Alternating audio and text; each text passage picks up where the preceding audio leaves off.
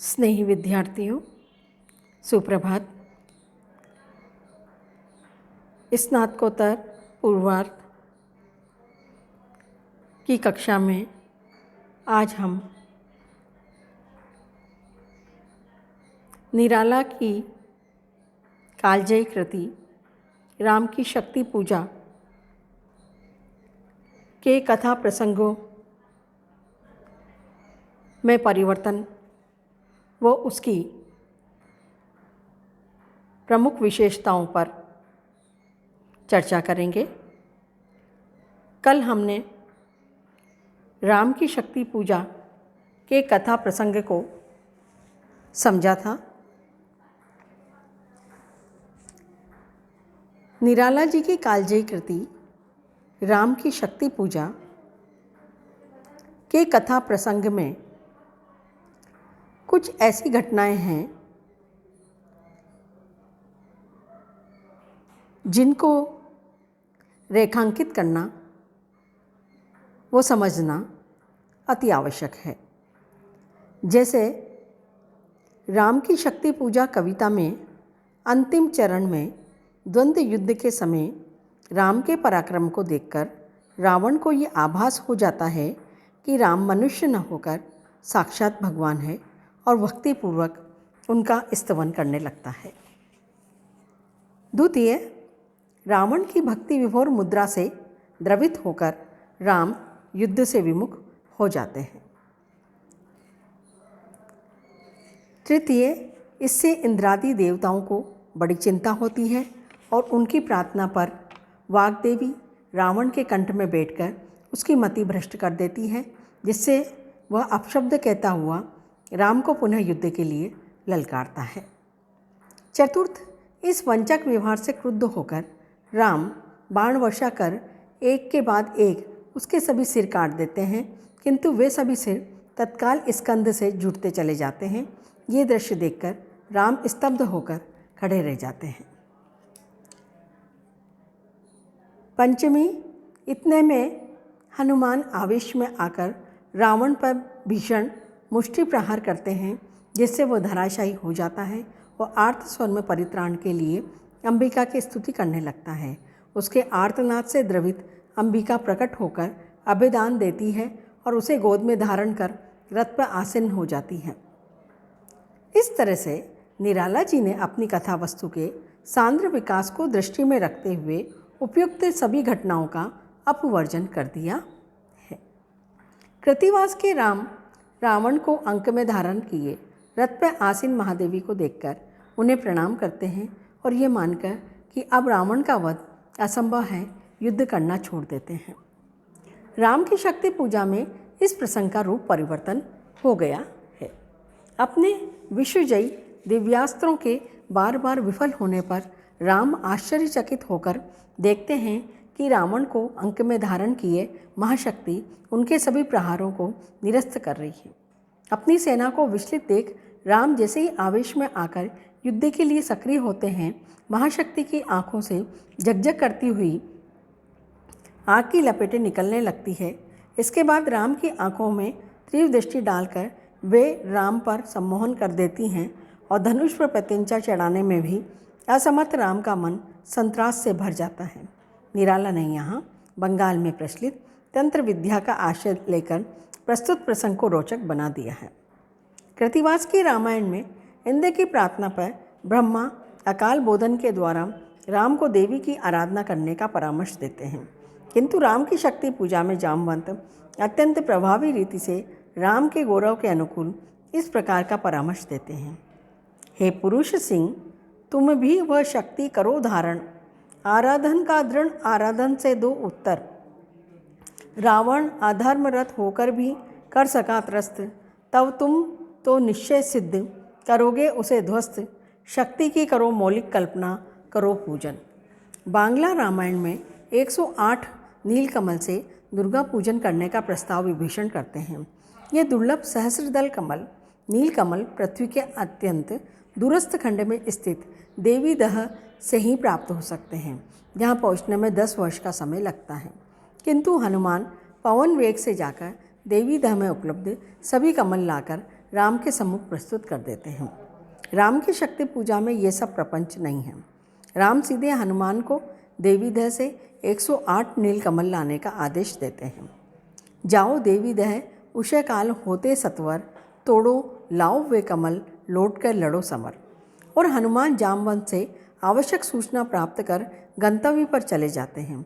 यह जामवंत से इस प्रकार की सूचना प्राप्त करना अधिक संगत प्रतीत नहीं होता, क्योंकि देवीदह लंका में स्थित था और लंका के भूगोल से विभीषण तो परिचित थे, जामवान नहीं।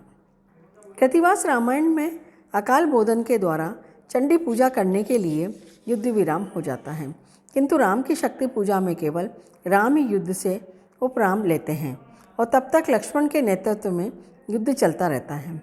यहाँ निराला ने युद्ध नीति का आधार लेते हुए सैन्य संचालन की पूरी योजना ही प्रस्तुत कर दी है।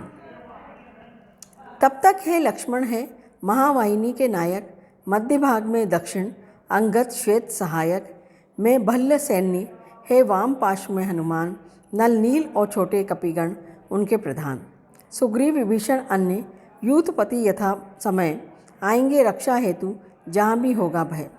कृतिवास रामायण में राम पौराणिक रीति से चंडी का पूजा अर्चन करते हैं। वे विल वृक्ष के नीचे देवी की मृतिका मूर्ति बनाकर विविध प्रकार के मांगलिक द्रव्यों का संग्रह कर कीर्तन आदि के साथ देवी की पूजा करते हैं और सिद्धि प्राप्त करने पर अंत में उनकी प्रतिमा का विसर्जन कर देते हैं। इससे भिन्न राम की शक्ति पूजा में राम योग पद्धति से शक्ति की साधना करते हैं। कृतिवास के राम के मन में जहाँ यह विचार आता है कि स्वजन मुझे नील कमलाक्ष कहते हैं, वहाँ निराला के राम माता का स्मरण करते हुए कहते हैं, माता कहती थी मुझे राजीव नयन। कृतिवास रामायण में देवी प्रकट होकर राम का स्तवन करती है और ये कहकर अब मैं रावण को छोड़ती हूँ, आप उसका विनाश करें, अंतर्ध्यान हो जाती है। इसके विपरीत राम की शक्ति पूजा में वे राम को विजय का वरदान देकर उनके शरीर में व्याप्त हो जाती है। अंत में कृतिवास के राम और निराला के राम के व्यक्तित्व में भी काफ़ी अंतर मिलता है। कृतिवास के राम अपने सभी पार्षदों के साथ निराशा के क्षणों में पृथ्वी पर लौटकर रोदन करने लगते हैं। राम की शक्ति पूजा में भी 2 बार राम की आंखों में आंसू अवश्य आ जाते हैं, किंतु उनका संयम भंग नहीं होता। विचार जड़ित होने पर भी वो भूमि पर लौटकर रोदन नहीं करते और न लक्ष्मण या उनके पार्षद ही इस प्रकार क्रंदन करते हैं। सभी का व्यवहार उनके चरित्र के अनुरूप ही रहता है। चमका लक्ष्मण तेज प्रचंड, धस गया धरा में कपि ग्रह, युग पद मसक दंड, स्थिर जामवान, समझते हुए जो सकल भाव, व्याकुल शीघ्र हुआ उर्मे जो विषम घाव। निश्चित सा करते हुए भीषण कार्यक्रम, मौन में रहा यो स्पंदित वातावरण विषम।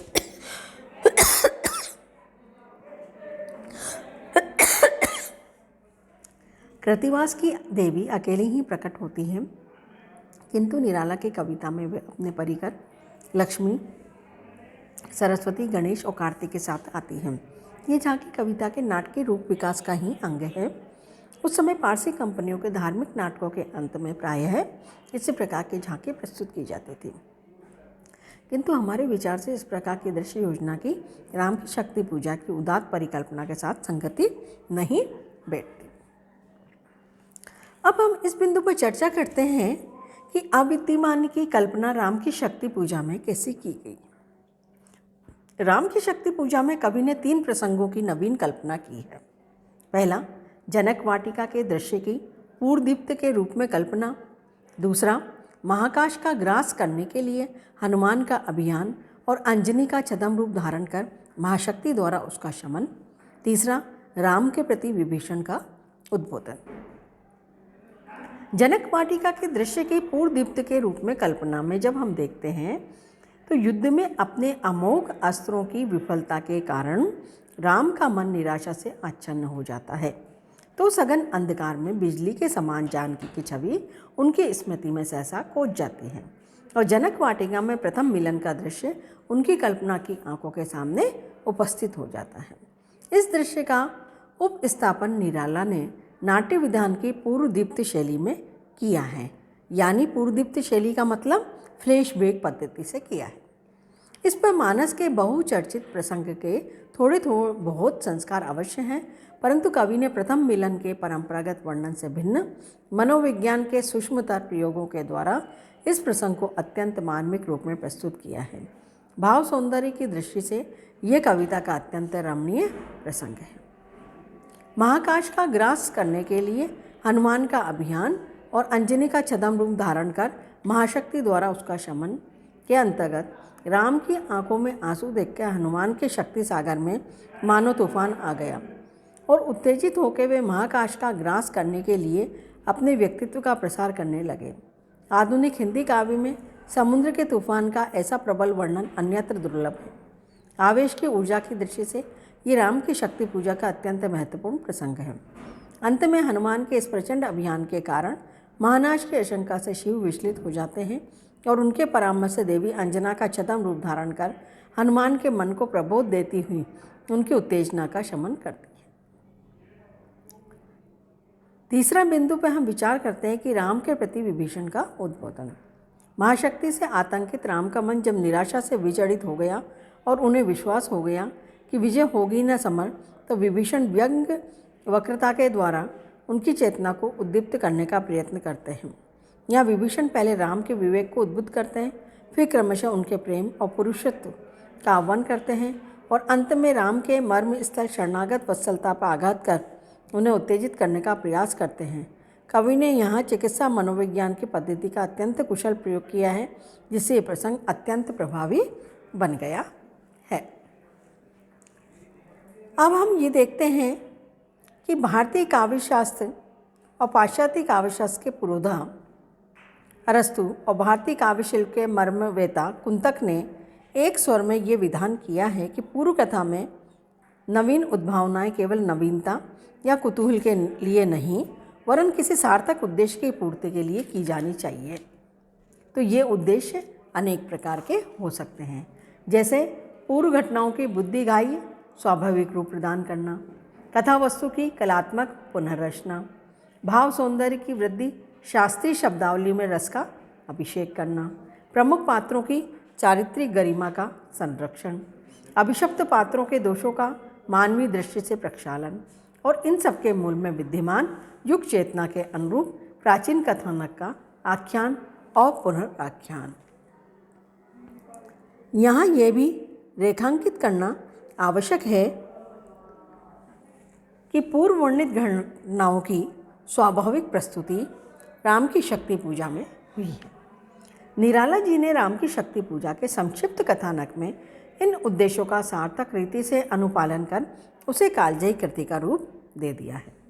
कृतिवास रामायण की अधिकांश घटनाओं से अति प्राकृत तत्वों का अपवर्जन कर उन्हें कथा विकास का सहज अंग बना दिया गया है।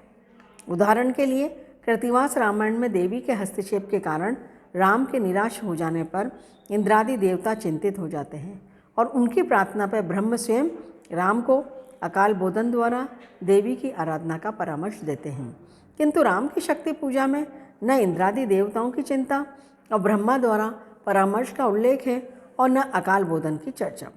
उपयुक्त समय पर स्वयं राम के वयोवृद्ध मंत्री जामवानी उन्हें अवसरोचित परामर्श देते हैं और इसका तत्काल प्रभाव पड़ता है। इसी प्रकार कृतिवास रामायण में विभीषण के अनुसार वांछित नीलकमल पृथ्वी के अत्यंत दूरस्थ कोण में स्थित देवी धाम में मिलते हैं। यहाँ पहुँचने में 10 वर्ष लगते हैं और हनुमान वायु वेग से जाकर उन्हें लेकर आते हैं। किंतु राम की शक्ति पूजा में राम स्वयं हनुमान को लंका स्थित देवी देह से कमल लाने का आदेश देते हैं। हनुमान उषः काल होते ही कमल ले आते हैं और यथा समय युद्ध में प्रवृत्त हो जाते हैं। कृतिवास रामायण में चंडी पूजन के लिए युद्ध विराम का उल्लेख है। जाहिर है कि निर्णायक दौर में 8 दिन के युद्ध विराम की व्यवस्था तर्कसंगत नहीं मानी जा सकती। अतः निराला ने इसका संशोधन कर दिया है। केवल राम ही उपराम लेते हैं और लक्ष्मण के नेतृत्व में युद्ध यथावत चलता रहता है। उधर कृतिवास रामायण में घोर निराशा के क्षणों में राम ये स्मरण करते हैं कि सर्वजन मुझे नील कमलाक्ष कहते हैं। निराला के राम इस स्थिति में माता का स्मरण करते हुए कहते हैं, माता कहती थी मुझे सदा राजीव नयन। क्योंकि विपत्ति के समय मनुष्य के लिए माता का स्मरण ही अधिक स्वाभाविक और मार्मिक है। धन्यवाद।